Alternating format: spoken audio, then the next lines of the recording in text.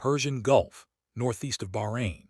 In the morning, Iranian fighter jets streaked across the sky at high altitude while fast attack boats sped across the water below, and both groups were closing on USS Abraham Lincoln from different directions. Iran was launching an all-out attack on the carrier. The jets carried anti-ship missiles and were approaching from multiple directions, while at the same time the boats armed with rockets and machine guns were coming from the northeast. Iran's plan was simple. They believed they could overwhelm American defenses by attacking from air and sea simultaneously. The Iranian attack launched with precise coordination between air and naval forces. Jets took off from different air bases across southern Iran within minutes of each other, assembling into attack formation before turning toward the carrier. At the same time, fast boats departed from coastal bases, timing their departure to reach attack range when the jets launched their missiles.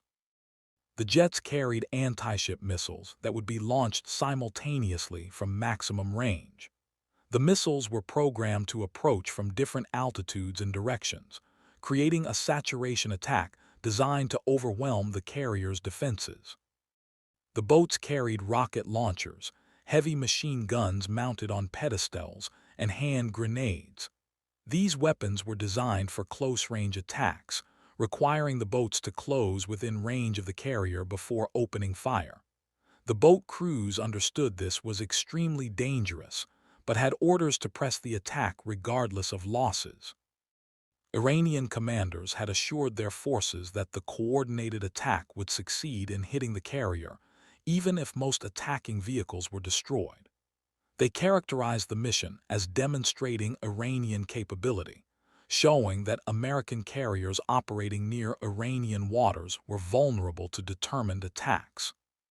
Radar operators aboard USS Abraham Lincoln detected both threats simultaneously on their displays. The screen showed hostile aircraft flying at high altitude and heading directly toward the carrier. At the same time, hostile boats appeared traveling at high speed from Iranian coastal waters. Within seconds, defensive systems throughout the carrier strike group were alerted. Automated data links transmitted complete threat information to every ship and aircraft in the battle group.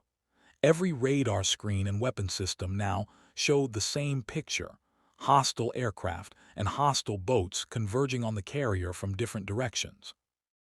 The carrier air wing commander immediately ordered Super Hornets flying combat air patrol to intercept the Iranian jets.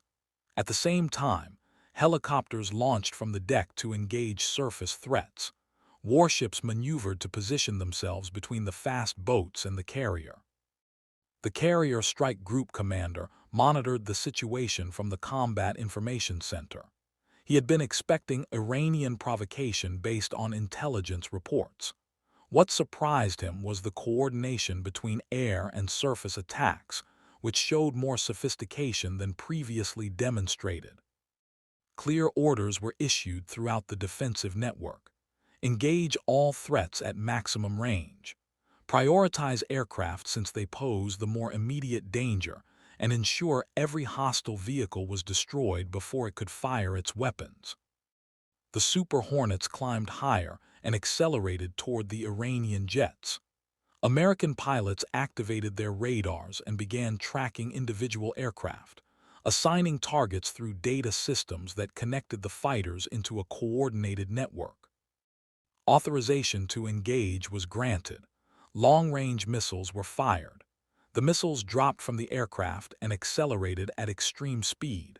Multiple American missiles streaked toward the Iranian formation.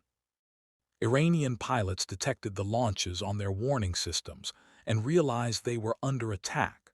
Though they had expected to get much closer before being engaged, the reality of being targeted from long range left them with little time to react. They deployed defensive countermeasures and began evasive maneuvers, releasing chaff to create false radar returns. But the countermeasures were largely ineffective against the advanced missiles tracking them. Missiles struck Iranian jets one after another. Aircraft were damaged or destroyed mid-air. Some pilots managed to eject. Others did not survive. The coordinated Iranian attack formation fell apart completely as aircraft scattered in all directions. American fighters continued pressing the attack with systematic precision. Remaining aircraft attempting low-altitude escape were tracked and engaged. Heat-seeking missiles followed engine exhaust and struck from behind. One final jet attempted to evade through expert maneuvering, but was eventually destroyed by cannon fire at close range. All Iranian jets were eliminated. Not a single anti-ship missile was launched. The air threat was neutralized. Meanwhile, the fast boats were speeding toward the carrier across open water. The vessels were small, painted in camouflage, crewed by armed personnel heading into extremely dangerous waters. They approached in swarming formation at high speed, coordinating their movements. American warships opened fire with rapid-fire cannons.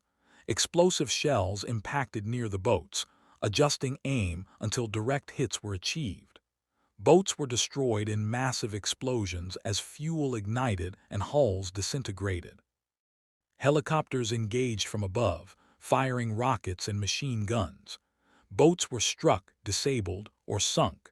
Survivors in the water were classified as continuing threats under combat rules. Despite heavy losses, remaining boats continued advancing with determination. Defensive guns from both warships and the carrier engaged continuously, assigning targets to ensure every approaching vessel was attacked. One by one, the remaining boats were destroyed. The final attackers reached close range before being eliminated within seconds under concentrated defensive fire. The intensity was overwhelming, leaving only floating debris where the boats had been. The entire surface combat lasted minutes from first detection to the last boat being destroyed. None of the attacking boats were able to fire a single weapon at the carrier. The combined air and surface engagement concluded with every attacking vehicle destroyed. No damage was sustained by the carrier group. No American casualties were reported. Surviving Iranian pilots were later recovered and returned through diplomatic channels. The Abraham Lincoln carrier group resumed normal operations shortly after the combat ended.